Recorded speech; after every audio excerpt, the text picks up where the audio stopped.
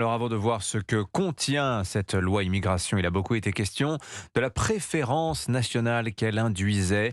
L'Institut CSA a posé la question aux Français. Sondage exclusif Europe 1, CNews et le journal du dimanche. La préférence nationale plébiscitée par 71% des personnes interrogées. Enquête réalisée le 19 décembre. Près d'un électeur de gauche sur deux approuve le principe, chiffre qui grimpe à 92% parmi les électeurs de droite.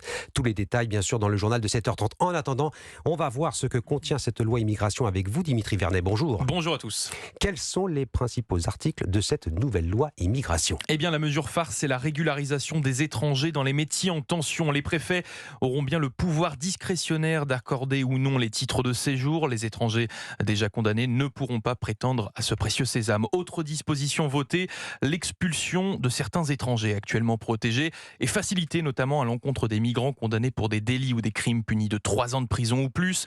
Cela concerne par exemple les faits de violence intrafamiliale ou contre les élus. Par ailleurs, le délit de séjour irrégulier est rétabli. La peine encourue est fixée à 3 750 € d'amende. Concernant le délai pour toucher les prestations sociales, les étrangers non travailleurs devront désormais justifier 5 ans de présence sur le territoire pour en bénéficier. Cependant, ces délais s'abaissent pour les travailleurs à 30 mois de présence sur le territoire pour toucher les allocations familiales et à 3 mois pour l'aide personnalisée au logement. Dimitri Vernet, que vous retrouvez toute la semaine à 8h53 pour le zapping politique d'Europe 1.